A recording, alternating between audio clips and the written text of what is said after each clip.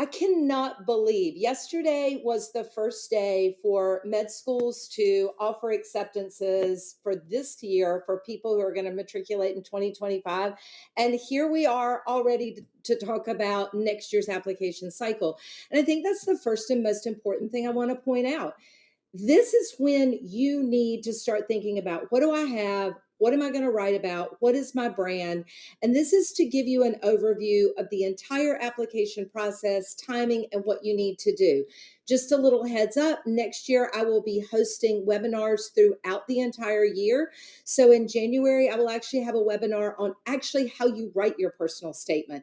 And there will be one in February on how you do your experiences. And then I will talk to you more about everything that's going to go into your primary in the following months. And then in June, July, and August, we're going to talk about how you write your secondaries, how you prepare for your interviews, how you do letters of continued interest. All the things that you need to know will be parsed out in much more detail. So this is going to give you a big overview of what you need to be thinking about. So let's just sort of get started on all of that now. And let me tell you about me. That's me. This is me over here. My name's Dr. Anita Pascal, and I go by Anita. I know I've got tons of initials behind my name, and guys, I have been doing this forever. I turned 60 this past year, so I've got over actually almost 30 years serving on admissions committees and over 24 years of being an admissions counselor. I have counseled now, and I actually just estimated it the other day. It says 15,000. I'm up to almost 25,000 applicants. So there are a lot of little future doctors running around out there. I spent years working for the World Health Organization. I actually still have offices in Zimbabwe, Ghana, and Haiti. My background is family medicine, OBGYN, so I do reproductive health and family planning. I also served as an admissions director for an R1D1 institution. My background is I have an MD and 2 PhDs and a master's degree. Do not be impressed, did not want to get a job. And I actually have been doing this, but I've been that person who wanted to get into med school. I will tell you, I was that person who totally bombed my first MCAT because I didn't study for it. Back in the day, nobody told us that. And sat in front of a dean who said, so what are you going to do with your life? And I thought, not getting into med school because of that test. But knowing what you need to get in is my whole background, my specialty, helping people creating their brands. And so I'm going to give you a lot of bullet points today to just sort of what you should be thinking about, what numbers you need to be bringing to the table, and what you might be missing in your application, because we still have 7 months until applications open. So now is the perfect time to target, what do I have, what am I missing, and what do I need to do? To give you just a little brief story about me, because I'm going to tell you, I'm pretty much a straight shooter, no holes barred. I'm going to call it exactly like it is.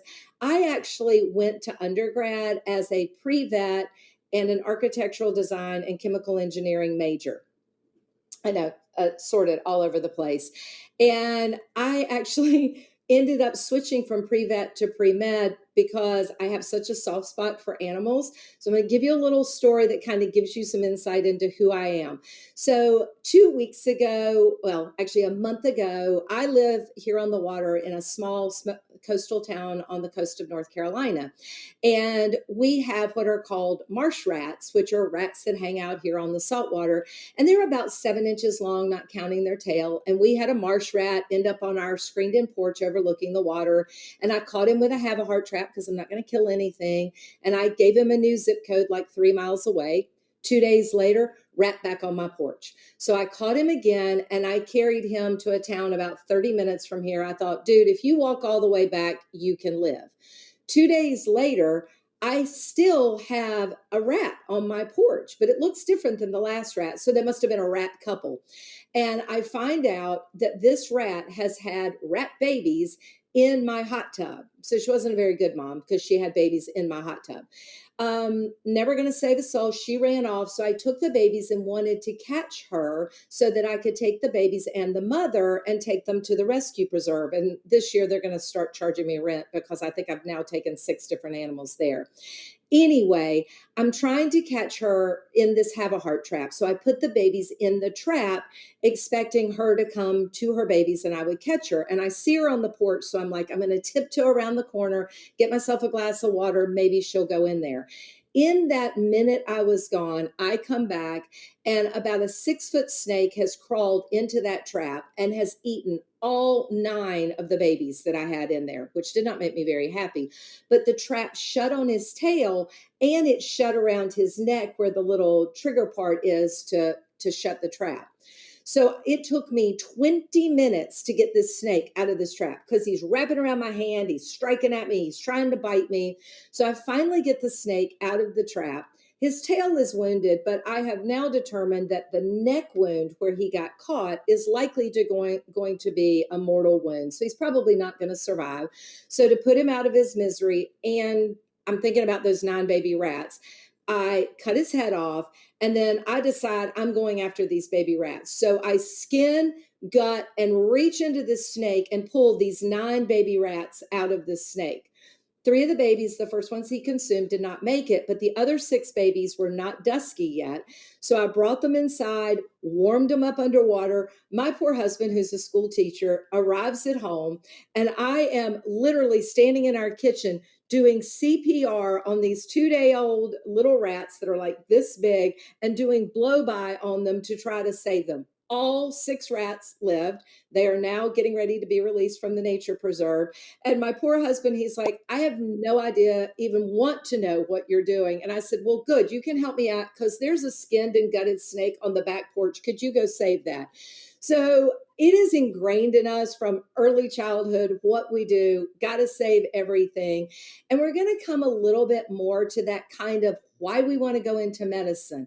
There is this innate calling in us that we want to help, we want to serve, we want to save things, we want to make things better, but that cannot be your go-to because that's everybody's tagline.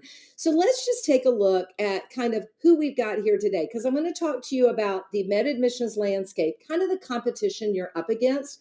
I'm going to talk about the things you're going to need to do to get to that point, and a little bit about us and how we can help. All right. Before I get started, so I can know a little bit about you guys, I would like, could you launch the poll for me so we can kind of see the folks that we have here available? Because my poll doesn't launch. Oop. Putting it up now. Wonderful. Okay, so Nicole's going to put up the poll. What I really want to know is, have you already applied? You're kind of listening to this for potentially next year. Are you looking to apply this coming cycle coming up, or are you looking to apply in a couple of years? Nicole, do we have it up, and are folks able to answer?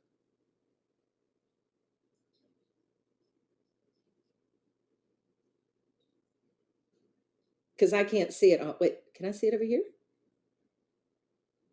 Ah, there we are. Nope, that's an MCAT poll. That is not what I'm looking for. That is, when do you hope to apply? That's the one I'm looking for. Have you already applied? Will you be applying in 2025 or the next cycle beyond, or way in the future? And if you guys could just answer that and let me know, that would be awesome. Yep, answers are coming in. We have about 50% this upcoming cycle, 20% in the future, and then 5% next year. Perfect. All right. This is applicable to all of you guys. So let's roll with this and keep going. So what about the med school landscape? You guys are all bright. Okay. You knew that you were going to get into college somewhere. Okay. That's kind of, maybe apply to 10 schools, you get into 7 schools. Going from college to med school is literally like going from college athletics to trying to become a pro athlete. And it is super competitive. All right. More students get denied every year than are accepted. And last year was an exceptional year. We, after COVID, saw a huge increase in applicants. Then there was a big year in the year before. Last year was probably the least number of applicants we had had. And that was kind of this dysphoria that came post-COVID. Everybody wanted to be a doctor. Then it was kind of like, oh, I'm not sure we really want to go to med school anymore. So last year, the applications were down. This year, we're seeing that number go back up, and I anticipate that it's going to continue to go up. Typically, on a given year, we see between 53,000 and 58,000. 2 years ago, we had 63,000. 63,000. That was a complete aberration. Last year was probably the highest number of matriculates I've seen in probably about the past 12 years. It usually ranges in between of everybody who applies, about 40 to 42% on average are going to gain an acceptance. So you've got a better chance of flipping a coin than you do of getting into med school. So how do we get around that? Because the truth is, of the 60% of people who get denied, people get very focused. I got to have the best GPA in the world and I got to have the best MCAT. And those are very critical because that's your first line screen for med schools. The average medical school is going to get about 10,000 applications for their class with an average class of 100 to 150 people. Wow, 10,000 applications. They're going to do about 300 to 500 interviews for 100 slots. So you've got in about a 1 in 100 chance of getting that seat in a class. The average person applies to between 7 and 15 schools. Most people who work with me apply to around 20. And this year, it's incredible because already 75% of the clients that I work with have already received interviews. And of the clients that I work with, I'm already at over 50% acceptance. And we just started accepting yesterday. So it's amazing. But it's knowing how to design your application to get you caught from the attention of those admissions committees. Because two of the schools that I worked with last year got 15,000 and 17,000 applications. And of the people who get denied, 50% of those people have good GPAs and good MCAT scores. The most common reason they get denied are don't have the correct experiences, because that's going to be your second line screen. And we're going to talk about what those are, or you applied too late, or you blew the interview. And it literally goes in that order. Experiences written crappily, grouped inappropriately, don't meet what we're looking for, or you applied too late, or you just blew the interview. And that's typically the three top reasons. If we're looking at the numbers, if you see, and remember I told you last year was a little aberration. It was, and you can see year over year, this has been the lowest year we've had in probably about the past 15. These numbers are going to go back up. If you look at the people who applied versus the people who get accepted to MD programs, the average admitting MCAT score is around a 506, so just above the 50th percentile, but the average admitting MCAT score is around 511. We'll say 512, call it for the best of where we are. The average applicant GPA is around 364. The average matriculant is around 377. We call it 38, 3738. And if you look at the total number of matriculants versus applicants, this is exactly what I told you guys. Now, if we're going to break this down by male versus female, applicants versus matriculants, we've already talked about, I don't know what we're doing with that background, the applicants versus the matriculants. Interestingly enough, we've seen the number of female applicants continuing to rise, and that number of applicants versus matriculants is pretty balanced out. If you're looking at in versus out of state, more people apply out of state, but more people end up matriculating into their home state. And that is typically because there's definitely an advantage for in-state public schools, people wanting to stay close to home. It's about 2% international applicants were accepted, with a 9% total number of international applicants, with about 9% accepted.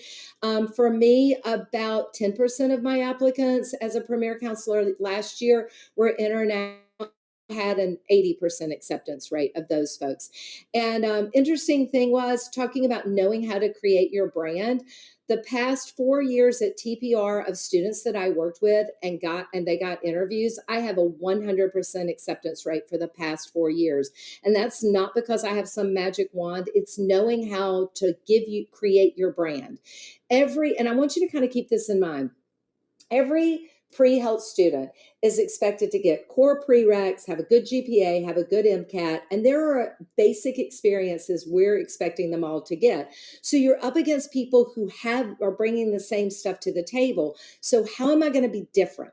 What is going to make me stand out to a committee? Is it an experience? Is it something about my research? Is it my personal journey? So as you're thinking about your entire application, it is also important to think about what's going to be your brand. Okay.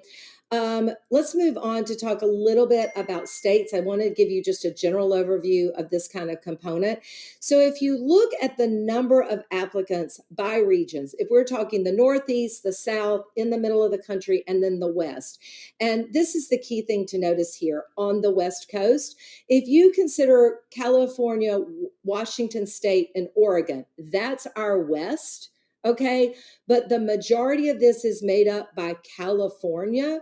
You're looking at one state almost as encompasses as many applicants as the entire Northeast or Central. And if you look at where they matriculate, what you kind of want to see here is these clusters tend to matriculate within their state, but it is very, very difficult for California residents to get into their California schools due to this number of applicants. So more of them actually matriculate out of state. And that's the little bit of mismatch that. So you also have to think about where I live and where I'm going to be looking to apply. Also, when we're talking about race and ethnicity, we gave the basic parameters of what we see for overall matriculates. But when we're talking about Hispanic and African American populations, we do see a slightly lower MCAT acceptance GPA score, which is awesome. And I always tell my folks, I get people all the time who go, well, my grandfather was Hispanic or whatever. It counts until, and it's interesting because I will tell you guys, my grandmother is full-blooded Cherokee. My grandfather was full-blooded Italian. And so I'm second generation Italian, second generation Cherokee. And my children, though, got completely my ex-husband's genome. And so they check the checkbox for American Indian because they're 1/8 American Indian, and you can be 1/16. My son, blonde hair, blue eyes, walks into the interview, pale as the driven snow, and he goes, I can't ask you about your Cherokee heritage, but there is nothing about you that looks Cherokee. But if it's in your background, you absolutely can use your background, whatever it is, because we need people to represent in different categories to service all people across our great diversity of inhabitants in our country. So what does it take to get into med school? We've already said less than 50% are getting in, 40 to 42%. It is extremely competitive. And what does that mean? So if we're talking about the overall application timeline, if you notice, I already start here in November and January. Right now, next month is when we start sending out our applicant timelines. That is when I start brainstorming with students about figuring out what is going to be your brand. The first step you should do is start outlining your personal statement, figure out your brand. Step number 2, you should go through all of your experiences. And we're going to talk about how I break those out because I break those out into the mnemonic that's called CLASS, CLASS. Clinical, leadership, academic. We'll talk about what falls into academic, service, and social. Okay, that's not your date and calendar. I'm going to talk to y'all about that. But you need to go through each one of these categories I'm going to give you, and you should list out, okay, shadowing. I'm going to list everybody I've shadowed, how many hours, what length of time that comes to, and the total number of hours. Because in experiences, I always have my students group all of their shadowing together in one category. And you're going, why would I put it in one category? Because the first screen is your GPA and your MCAT. Your second screen is your experiences. Every med school will get your application with an experiences grid, and that is your activities and experiences section. And that grid spits it out in all of the AAMC categories. So there's like paid clinical, there's leadership, there's service, there's medical and non-medical service. And it spits out a grid of how many hours and length of time you have in all of those categories. So if you group all of your shadowing in one category, when we get physician observation, then you will have a longer span of time, more hours, and greater diversity. So the first thing you want to do is list out all your experiences and grouping things together. So let's go, okay, I've done all my activities and I've only got 8. and that's maybe throwing in a hobby and a club, then we need to think about what you need to add to that. If you're at 19, then we start thinking about how are we going to group things together to maximize your impact. But that is the best way. That is my starting point with students right now. Let's look at where you are in that class acronym, figure out what we're missing and what we need to target over the next 7 months for what you've done up until that point and what you're going to do in your additional time. Then in January to March, you should knock out your first and second review of your personal statement and experiences. So with my clients, I do their first reviews of their personal statements in January, the first review of their experiences in February, and then we do their second review of both those in March and their third review of those in April. That way, when applications open in May, you can hit the ground running, key in all of your application, and start pre-writing your secondary essays. Biggest mistake I see is people, they're like, got to be focused on the MCAT, which is very important because if you bomb the MCAT, it really doesn't matter. But concurrently, you should invest a minimum of 6 months in your primary application. You should also start to plan to ask for letters of recommendation no later than January. And I say give them an April 30th deadline for those, unless you're using a committee at your school and that committee has an earlier deadline, but I say April 30th because you've got to get professors, you got to get people inside. When we're talking about letters of recommendation, I generally say shoot for 6. Okay. I say 2 science academic, 1 non-science. The reason every school wants at least 2 academic letters, but some schools want 2 science, some want a science and a non-science. Better to be prepared. If you give them an April 30th deadline, your professors have a deadline before they peace out for the summer. People wait until April, professors are bogged down in exams, then they leave for the summer and they can't find them. So start asking no later than January, give them an April 30th. That way, if they're late, you've still got plenty of time. And by the way, you can submit your application without all of your letters of recommendation having been received. They can come in after. You ideally want to target hoping they're all in by the end of June when AMCAS releases your application to schools, and no later than August, because that's when we really start reviewing your files. So those are some good times, and we'll cover that more in my future webinars. By April, you should have finalized all of these so that when your application opens in May, you can send your official transcript. If you're still in school, you want to wait until your grades post, unless you're on the quarter system, because your grades don't post until June for spring. So you want to send your winter grades, don't wait until June, because it takes about 6 weeks for AMCAS to verify your application. And the sooner they get your transcript, the better off you're going to be. The end of May, submit your primary and start pre-writing your secondary essays in May and June, because about 90% of schools automatically send secondary essays out, and they may never look at your application if you don't meet their qualifiers. And we'll come to that later on in this webinar, but so often kids will go, I applied to 20 schools and I got 20 secondaries. Well, that doesn't mean anything, because most schools automatically send them to you.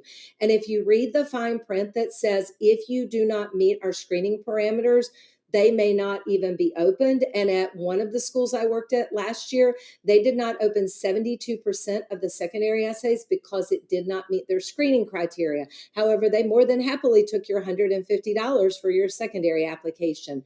So you want to choose wisely when creating your school list. In July, secondary applications will open. And I always caution students, because they invest so much time in their primary application, but the average school is going to have 3 to 5 secondary essays. So do the math.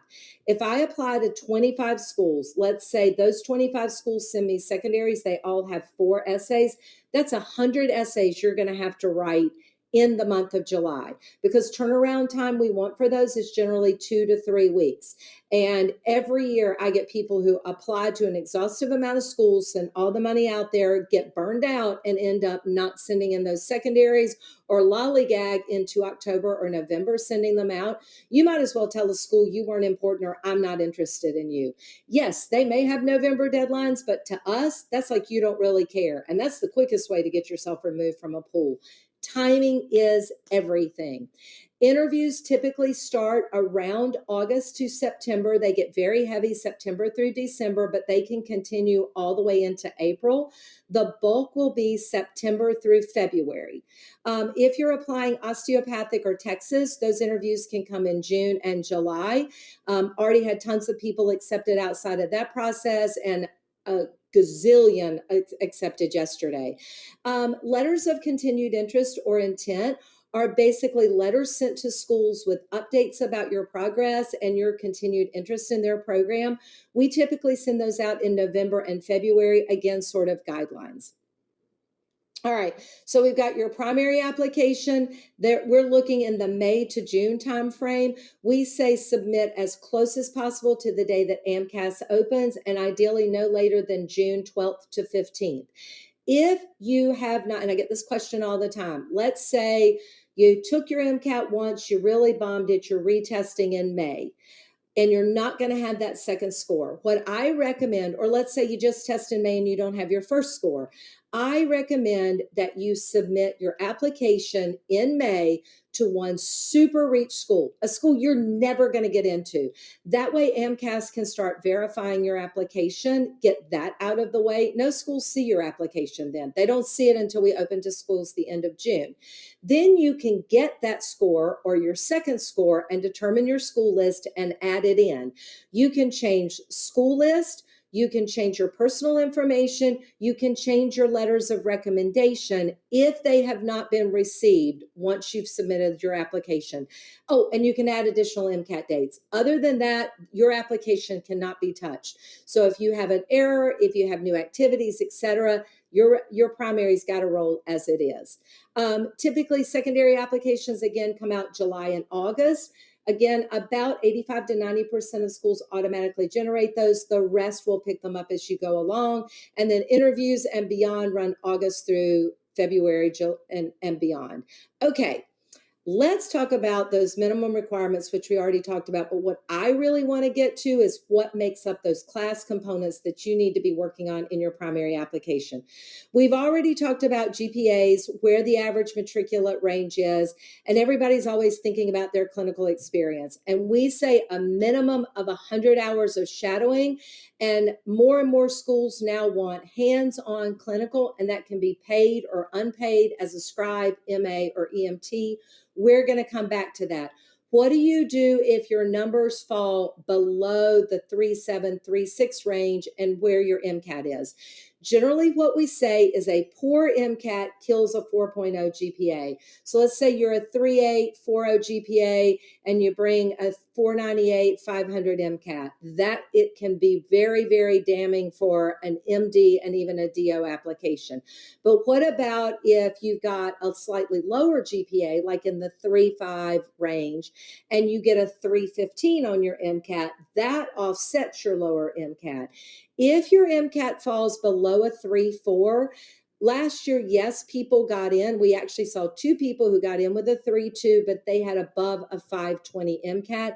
Your MCAT's got to be high enough to offset it. If your GPA is lower, you need to consider master's level coursework. Generally, we say a graduate certificate program at minimum, which is 16 hours. But most med schools, if you're doing a graduate level coursework, they want it in a science-based curriculum, which is generally not an MPH. It's like a master's of biomed science and a minimum of 30 credit hours. And you must complete at least 1 year if GPA is your issue before applying. You cannot be starting a 1-year master's when applying if the GPA is the issue, because they got nothing to look at. So keep that in mind. All right. If we're talking about where most people fall in this MCAT range, but if we're saying the average is around 512, you want to be more in this range, upper in the 80th, 83rd percentile. Now let's get to the meat of it all. I talked about those experiences. I told you 50% of people who apply get denied. Okay. 60% get denied, and 50% of those had a good GPA and a good MCAT, and they're most often liking in their experiences. I told you that we break this down into clinical, leadership, academic, service, and social. What comprises those, and what do you need to have? So let's start first with clinical experience. We want to see diversity. I would far rather see 50, 20, 15 hours in 5 to 10 different disciplines than 300 hours in one specific discipline, because what they're wanting to know is have you gone out there and explored and observed different types of practices. Now, when you're thinking about how you shadow, I want you to break that into 4 categories. The first is going to be primary care. Everybody should have primary care experience because there is so much focus on that now. So that is family medicine, pediatrics, or OBGYN. That is generally considered in our primary care. Although internal medicine and emergency medicine flex between the two, that's really what we're looking at. Then specialty care, a minimum of 100 hours. The average last year was 350 hours. So if you want to be more in the norm, and the average is about 350, if you are the child of a physician or physician parents, the average was 500 because we know you've got connections. So we've got primary care, then specialty care. What are the other two? Typically, if possible, try to find a free, underserved street medicine clinic, any of those type of avenues, or to volunteer with like a refugee clinic. If you can volunteer in those areas, that gets us indigent and underserved care. And that is very, very, remember when I talked about creating your brand? I have somebody this year who's been highly involved in street medicine in the DC area.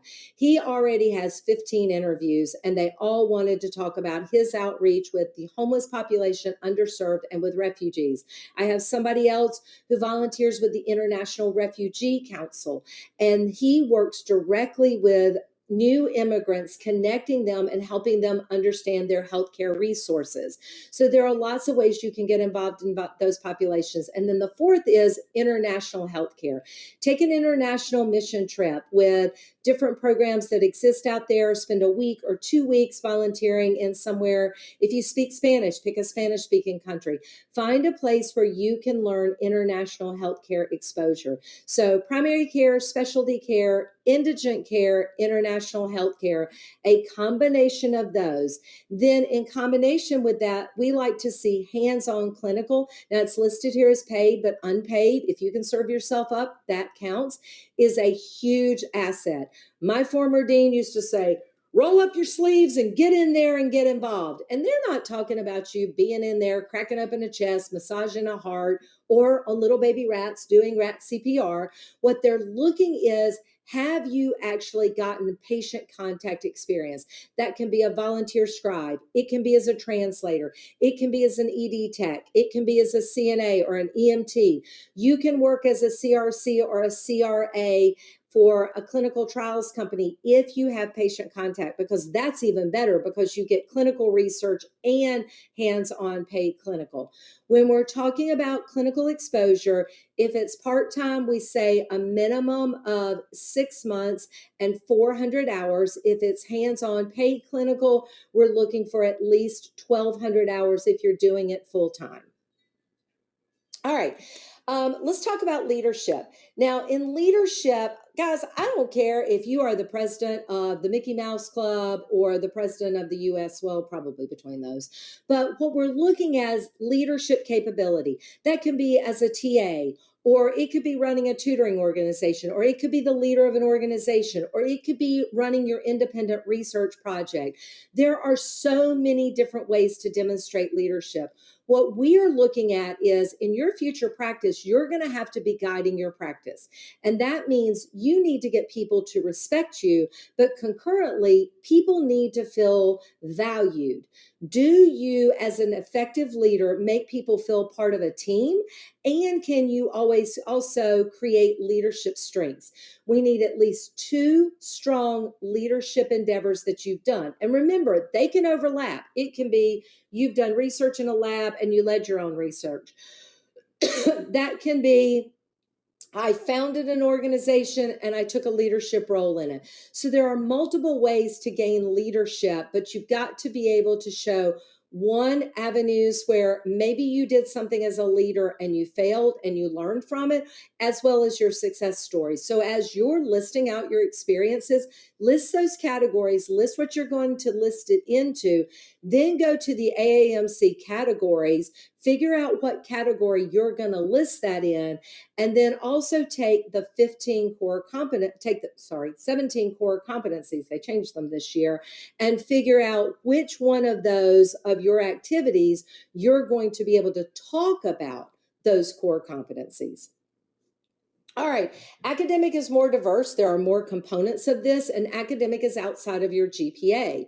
So there are four main parts of academic. One of them has different diversity of it. So that's research, teaching and tutoring, study abroad. Study abroad is your cultural competency. So that doesn't just mean I did a study abroad. I'm going to tell you what that means, and your language proficiency. So let's talk first about research. Now, last year, the average number of research hours was 1,300. I think that's insane. That is somewhat offset by people who are MD, PhDs, and people who spent years really focused in research. My average mid-level applicant who wants to apply to mid-level schools that are not research heavy, and there are a lot of those. So if you're not targeting like the Hopkins or the Cornells or what out there, the average is about 300 to 600 hours for at least a year of research. Now, you can get a summer research experience. You can do a semester in your lab to hit the core competency of critical thinking, scientific process of the core competencies. But if you really want your research to have teeth, you need to have spent at least a year in a research lab.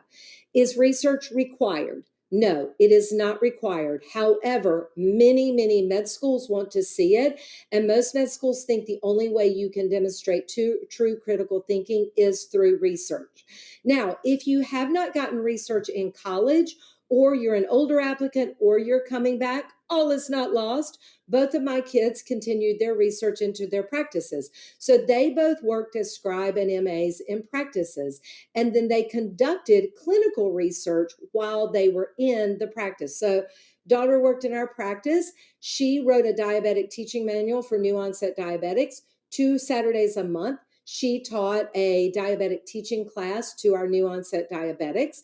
Then she went back and did a survey of people who did her class versus didn't do her class and their compliance with their diabetes.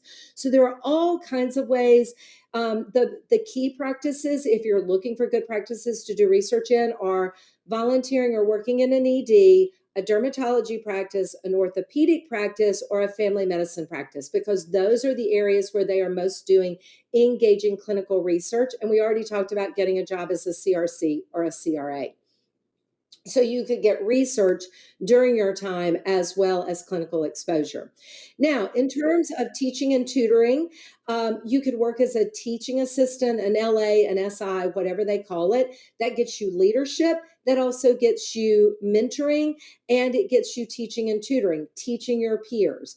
But other good ways are med schools want to know, can you teach your peers, but can you teach people outside of your realm? So you could potentially like volunteer to teach at a Boys and Girls Club, underserved kids. You could volunteer with the elderly for people who want to go back to school to maybe get their GED. You could volunteer to tutor new refugees in learning the English language. There are so many ways, and that's the difference from I just tutored at my school, which is great, to getting unique experience that will set you out and show a different brand. Same thing with study abroad. Great to go abroad if you have the time, but that can be really difficult for pre-meds because you're too busy back at home trying to get all of this other stuff. So how do I get cultural competency? Well, think about maybe times that you personally have traveled with your family or with other people internationally to other places. And you maybe heard people talking in different languages and felt outside your comfort zone.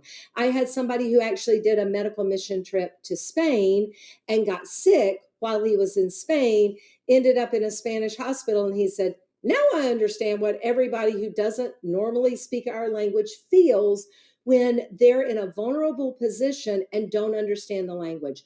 The whole idea behind study abroad, travel abroad, your own personal heritage. Maybe you're like me, you're first or second generation from another nationality.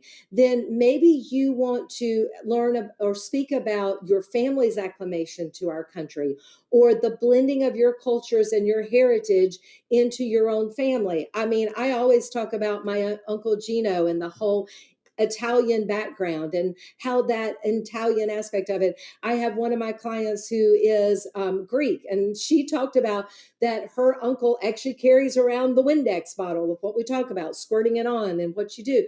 Understanding what embodies your background, but also more importantly, understanding people who have to face those barriers to access is so key. And that's where language proficiency also comes in. If you ever have the opportunity to translate in a clinical setting, to actually engage with people in another language different from their own. So I speak Creole, Twi, Romanian, German, Russian, and now Spanish, in addition to English. And any opportunity that you have to demonstrate your cultural competency to be bilingual or trilingual is a huge asset. So if you took Latin in high school, or if you took Spanish in high school and you don't remember it, or you've always wanted to learn it, download one of those online programs. Download Babbel, download Duolingo.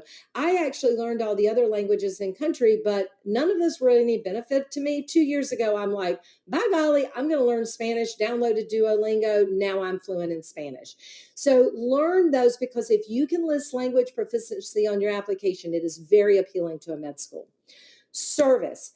I cannot emphasize enough the importance, because my students are always thinking about getting their GPA and their MCAT. They're trying to get their clinical experience and they forget about service. Med school, medical profession is one of the most highly ingrained service outreach program things out there. It is the most high service oriented career you could be involved in. And we need to know you have not only a heart for service, but a heart for serving the underserved. Okay. So you need to be able to work with people different from yourself. So I get lots of people who do a lot of things on their campuses, which are great. Don't get me wrong. We have campus service days and we plant trees and we go out, but we are looking for something that you do regularly for a minimum of 6 months, ideally a year, on a regular basis. So once or twice a month, weekly is even better, but at least once or twice a month for a minimum of 50 hours. The average number of service hours last year was 450 combined total service hours. So think about things that you can do. And I'm all about double counting. So let's say I'm volunteering at the IRC and I'm tutoring refugee kids in English. So I'm getting teaching and tutoring, I'm getting cultural competency, I'm getting service. Maybe you're connecting them with healthcare access. So same thing, I'm getting clinical exposure with indigent or underserved populations, and I'm committed to service.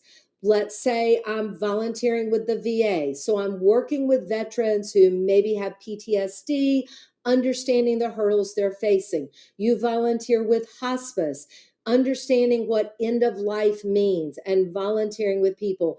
One of my clients volunteers with a foster service, and she's a surfer, and she volunteers with a foster home service, and she teaches special needs kids how to surf. Picture all of the barriers that come in there. And the key thing about service is learn how you change, how you come to a deeper understanding through the service that you do.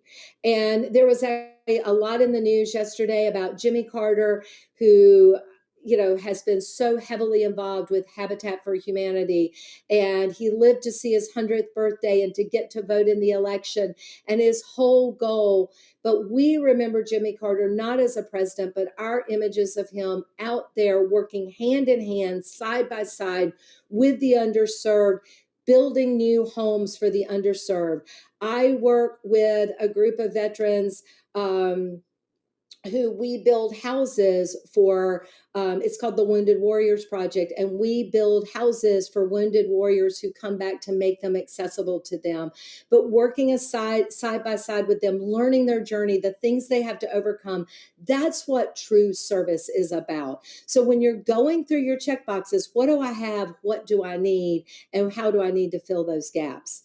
And then last is your social engagement. And again, I told you that's not your date and schedule, which I hope you're doing very well with, but it's more about what are you engaged in, because we need to know not only are you a brain doing all your check boxes, but are you going to be relatable to other people? When I'm interviewing folks, I can generally tell in the first 15 to 20 seconds what type of sort of persona they print out there. Are they going to be engaging with other clients? So are you involved in clubs, fraternities? What are your hobbies?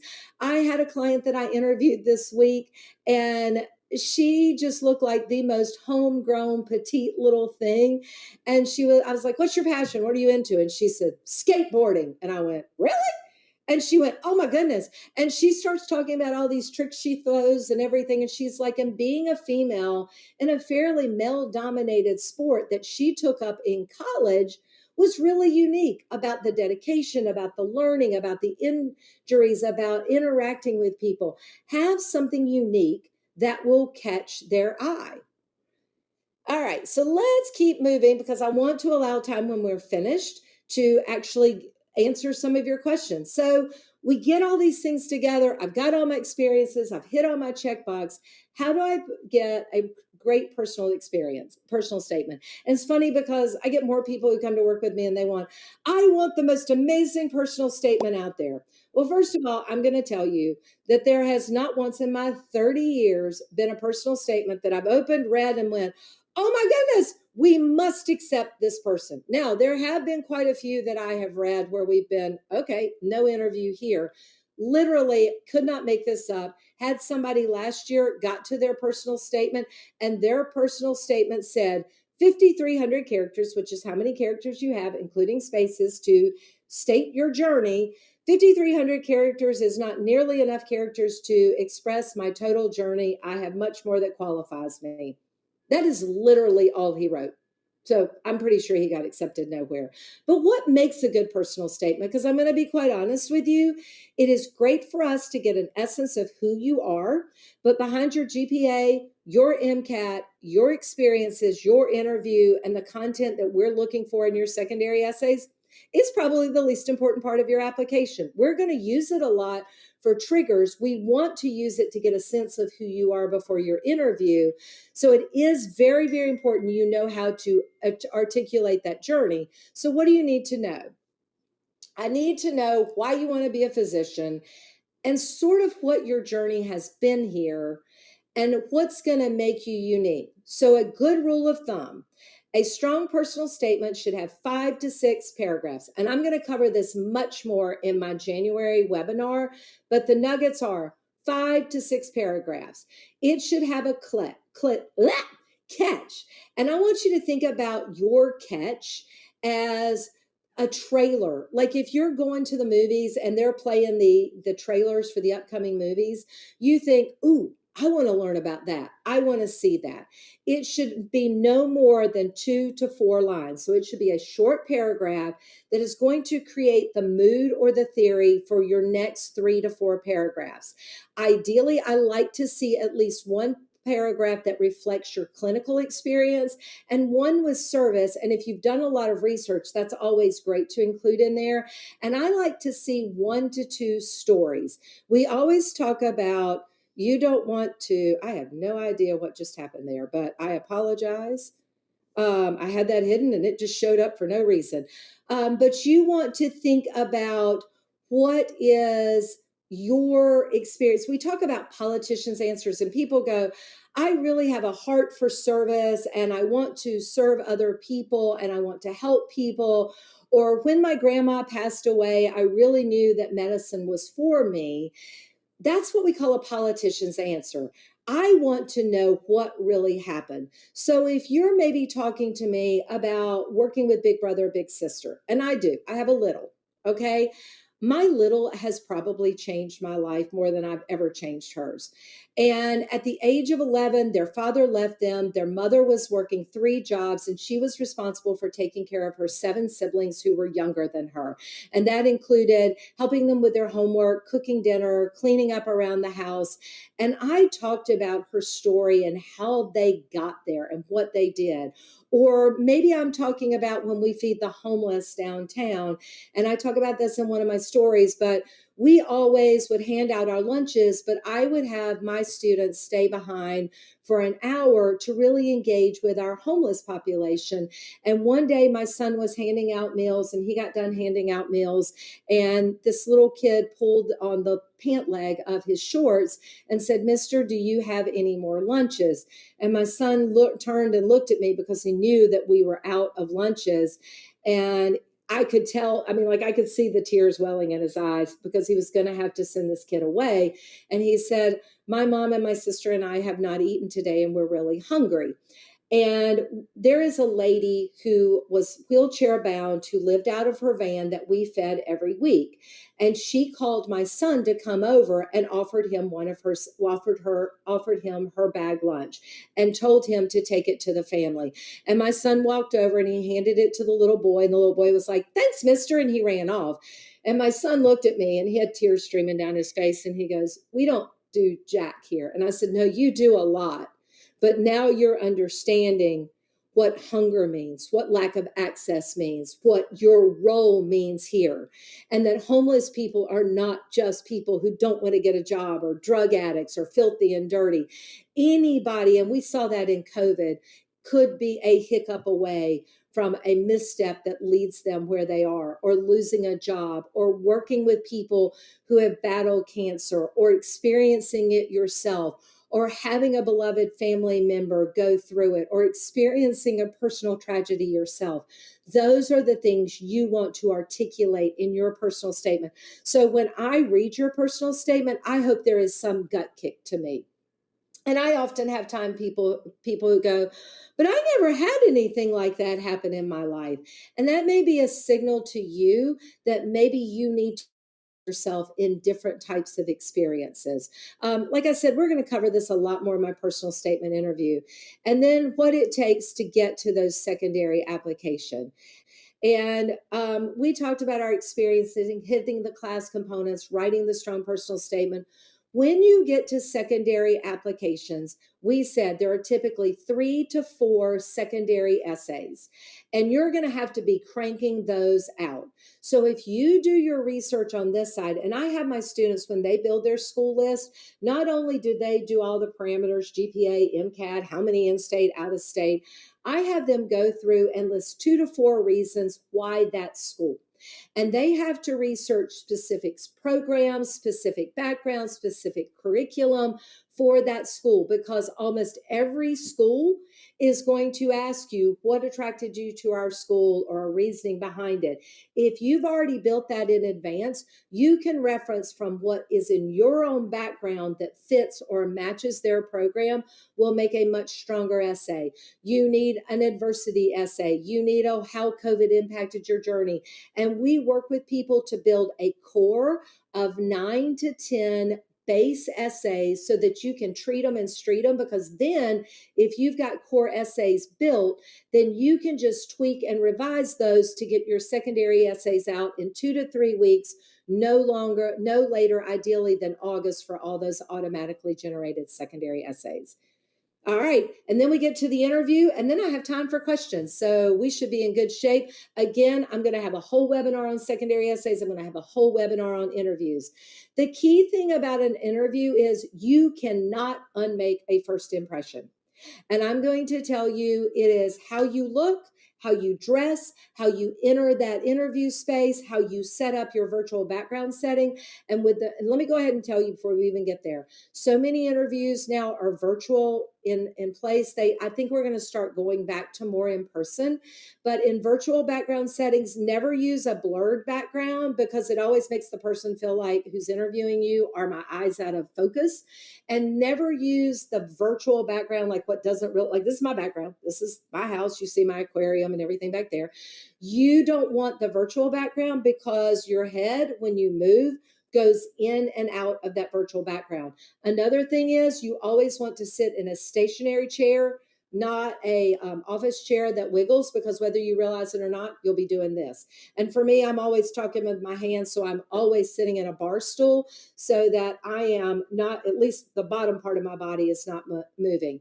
We will talk more about how to dress. You'd be amazed at how many people really mess that up, and then how to answer and approach individual questions, because there is a formula. People always think I've got to prepare to interview for that school. No, you've got to learn how to interview. And I need to put this in perspective for you. The average person is going to interview, like for me, I will generally interview about 50 people a month. Okay. It becomes a blur. We typically ask a lot of the same questions, which means what do we hear? The same answers. The most common mistakes people make are they treat answering questions like it's a Jeopardy question or a Family Feud question. Bang, da da da da da da, and just spit an answer out at me. Or they repeat the question back to me. I've already tuned you out.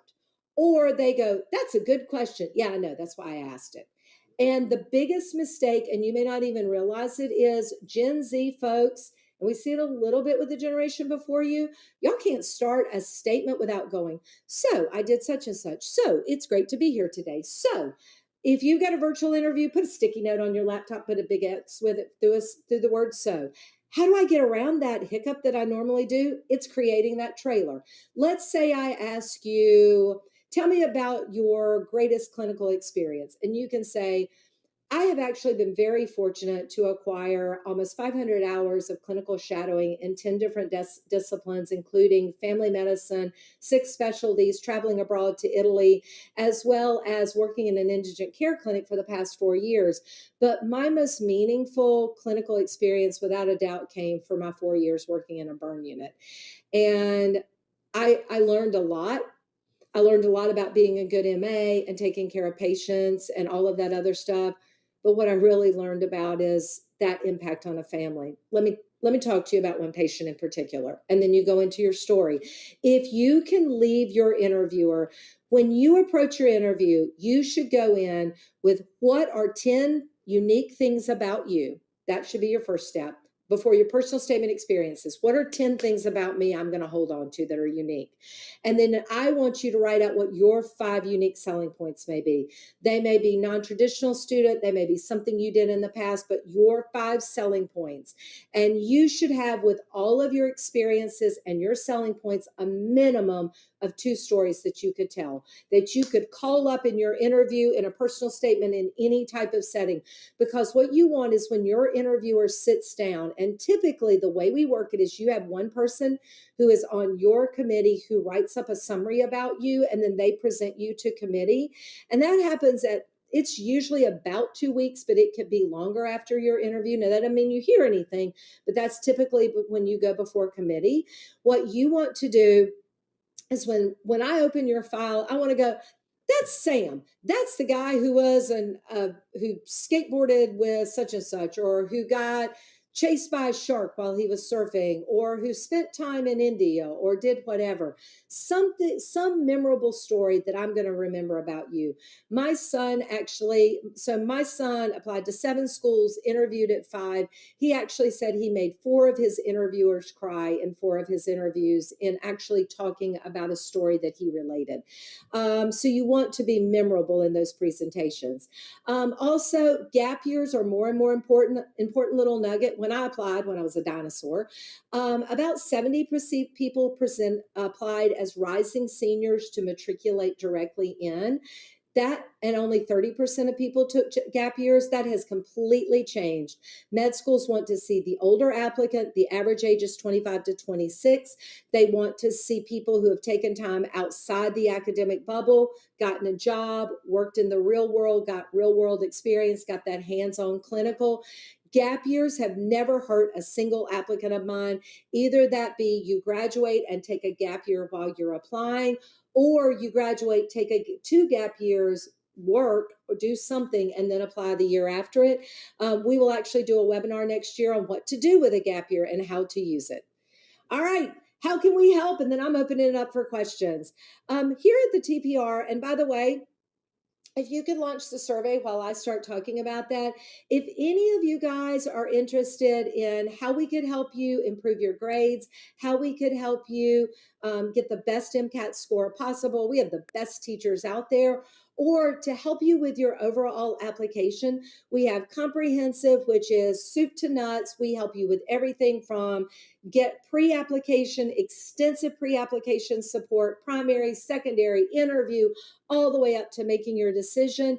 And we have comprehensive packages, we have premier packages, and then we have elite packages that work directly with me. In my elite package, it is very high hands-on white glove service. So I actually only take 5 applicants a year. We also have something called applicant assessment and rejection review. So if you want an assessment of your overall application, we have the same thing. We have base level, premier expert, and elite expert. So you can have an applicant assessment with one of our premier or me. And the way that that works is if you do an applicant assessment or a rejection review, and then you decide to buy one of our products, we credit the different parameters of that back to your product. So it's kind of like risk-free. So if you buy base applicants, you get everything back. If you buy Premier and you buy Premier, you get all of it back. If you buy Comprehensive, you get 3/4 of it back. If you buy Elite and you buy an Elite package, you get 100 of it presented back to your product. So those are just some ways that we can help you. Are you done with the poll so that I can move on to that? All right. And if you expressed an interest in learning about any of those, we can get back in touch with you. We have all kinds of ways to get you better grades with instant on-demand tutoring, one-on-one tutoring via our homework help. We got every particular way you could do your MCAT prep. It could be one-on-one tutoring. It can be in-person, live online, self-paced, you run at your own. Same thing with our admissions counseling. You can do it on your own and self-paced. You can get an admissions counselor to help you through. And we have a free medical school management tool that can help you with that process. I think you guys were going to process links to all of these things. You can actually, and here's what our different packages. We have primary, secondary, we have admissions counseling with comprehensive and premier, and then we have elite counseling directly with me. And you can schedule a free consult with Garrett, and we're putting all of that in the chat box. So you can schedule a free consult with Garrett to learn about any and all of our products. And he can also provide you with feedback on where your application stands now. You can take our quiz to find out what's the status of your application and then schedule an appointment with him. And you can also access our free med school management tool to get access to us. All right. I am ready to open this up for questions because it's my job to help you get into your dream school. Nothing makes me happier than getting the next generation of physicians. Questions. I'm going to stay here on the line for the rest of you guys to ask. And Nicole, if you don't mind, as questions came through, if you can help me with any of those that are out there, and if you can start peppering me with them, I'll start going to them.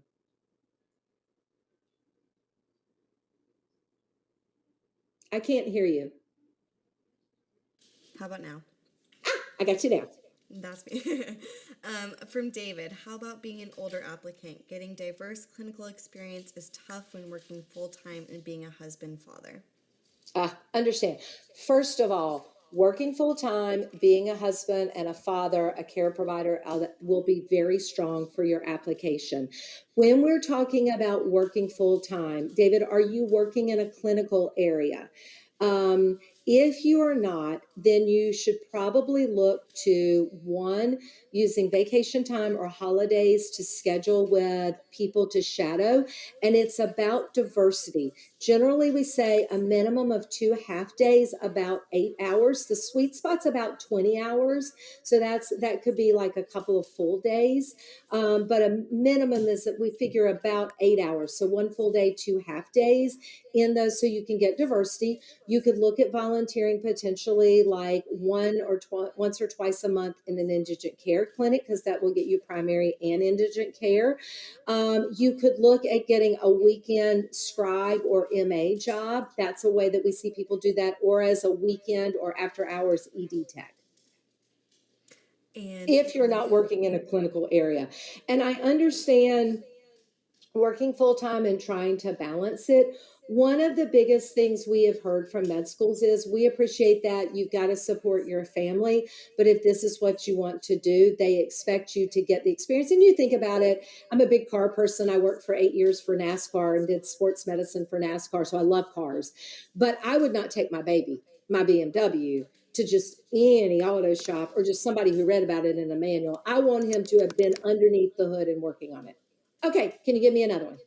yes, Leo asked, how recent do academic experiences need to be? Excellent question. Okay, when we're talking about the experiences in your total experiences, there can be a diversity of those. Let's say maybe you did some in college and then you worked and now you're coming back.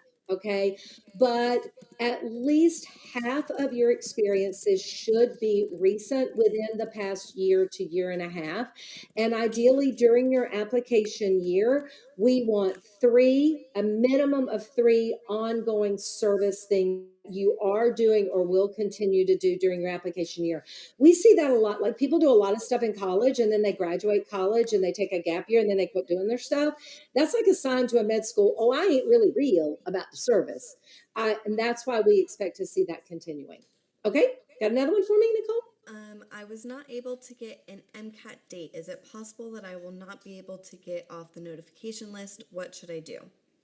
It is highly unlikely that you will not get off of that list because we have people. So you were not able to get a date at all in what is currently open, or you weren't able to get a date where you live when you wanted it, because that's different. If you kept searching and kept searching, you have to, one, be willing to travel. My son drove an hour and a half away, got a hotel room the night before so he could take the MCAT when he wanted to.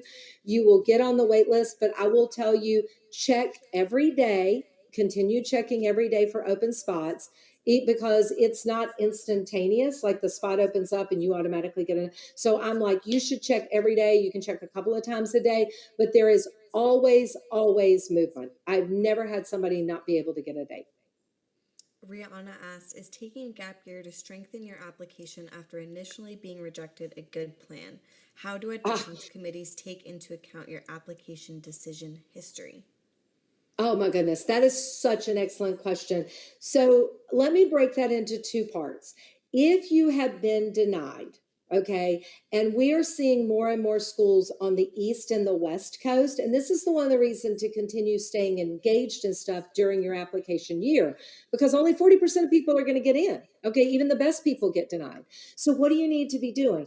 So that's the reason you want to fix all the reasons. And I get people all the time who are like, I just want to put my application out there to show them that I'm interested. And I'm like, we got more than enough applications. You don't need to show me you're interested to, because what it does, makes you look uninformed.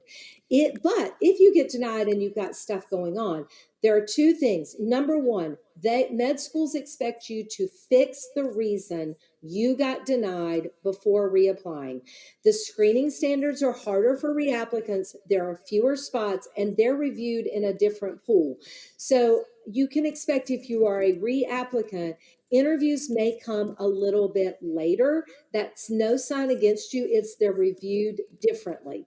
They expect you to fix the reasons. So that's why you continue to do things that you do. But if you're denied, the first thing is to assess, have I fixed the reasons I didn't get in? So if MCAT was your reason, you better be retesting in the spring.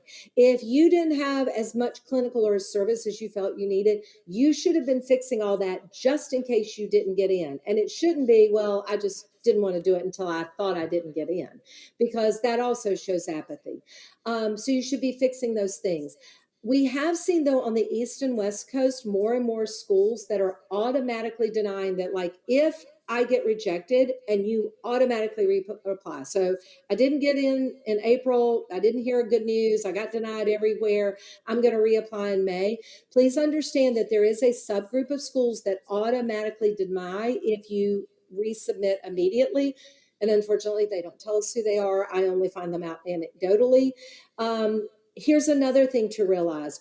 You are only a re-applicant at the schools you applied to before. So let's say I applied to 10 schools and I'm reapplying, and I reapplied to those same 10 schools, you're a reapplicant there. Okay. But new schools that you haven't applied to before, you're a first time applicant. And when I go back to when I tell you that if you did not have an MCAT score, why you submit to that one super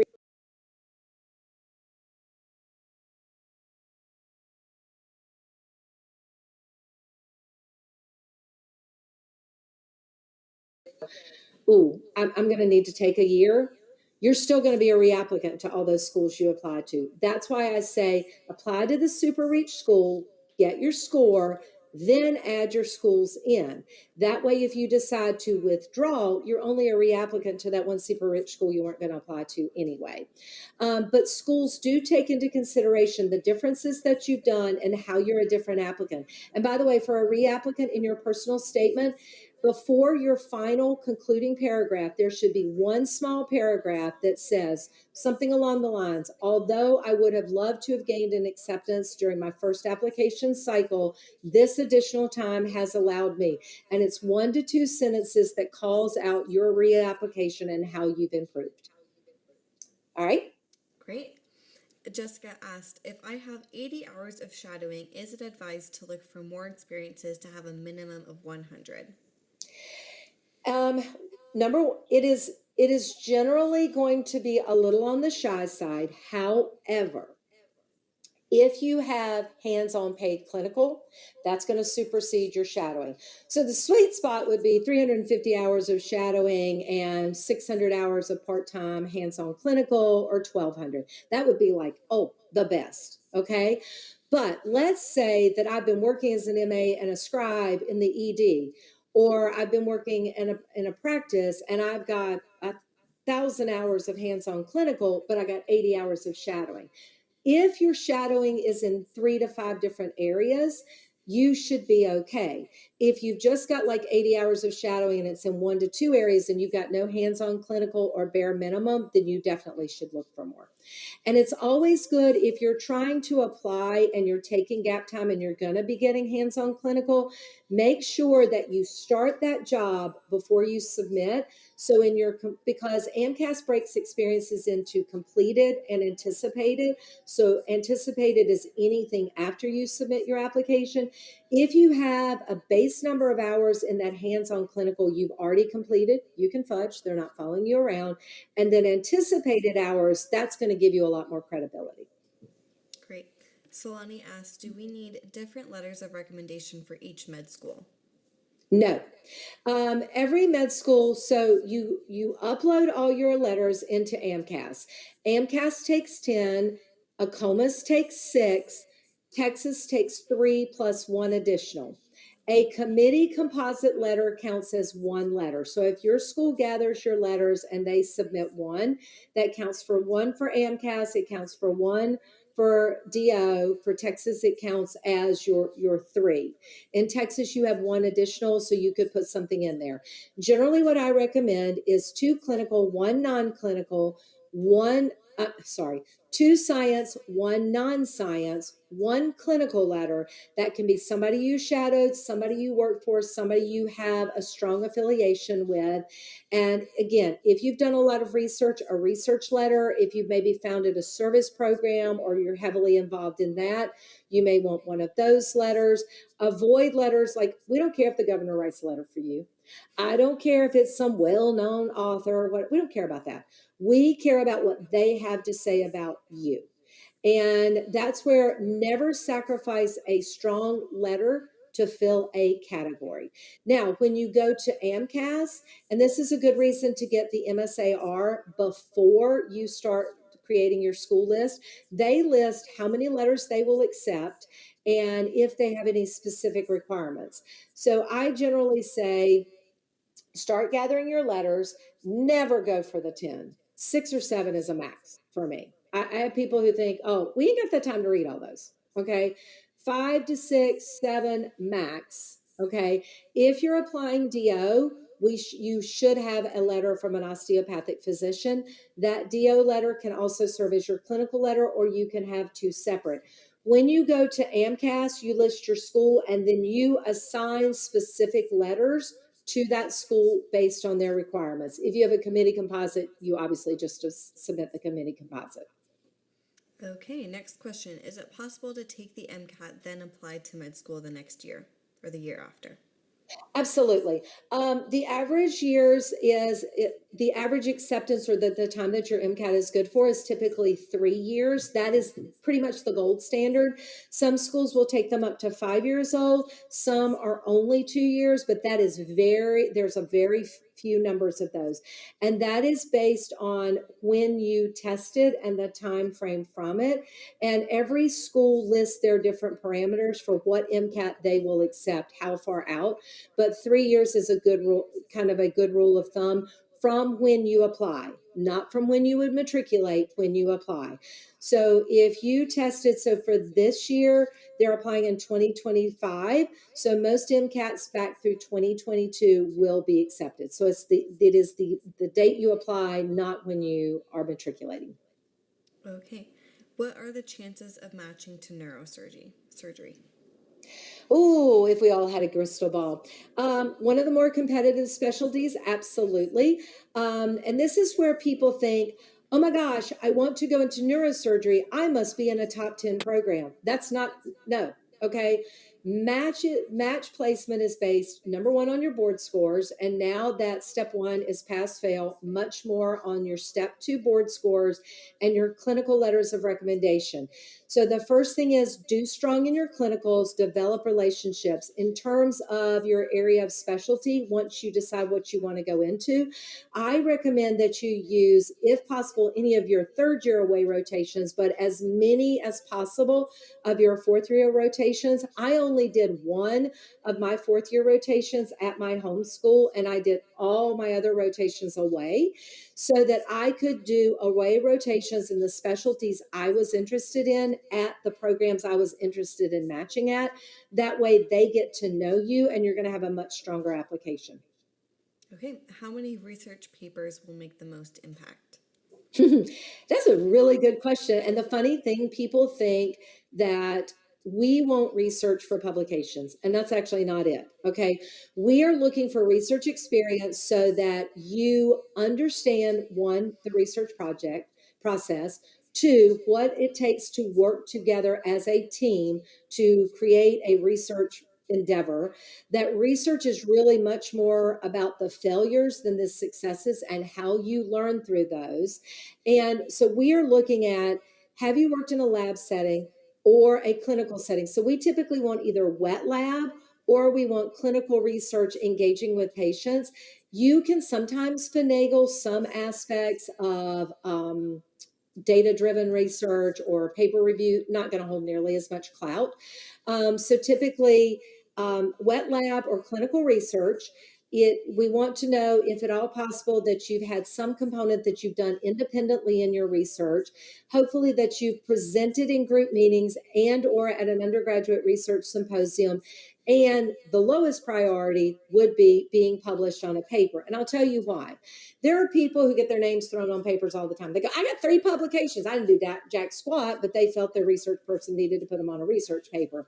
Or the opposite of that, you worked really hard and spent a lot of time in lab, but what you did never got published. Now, if you're applying MD, PhD, we generally want to see publications, but that's a whole different animal.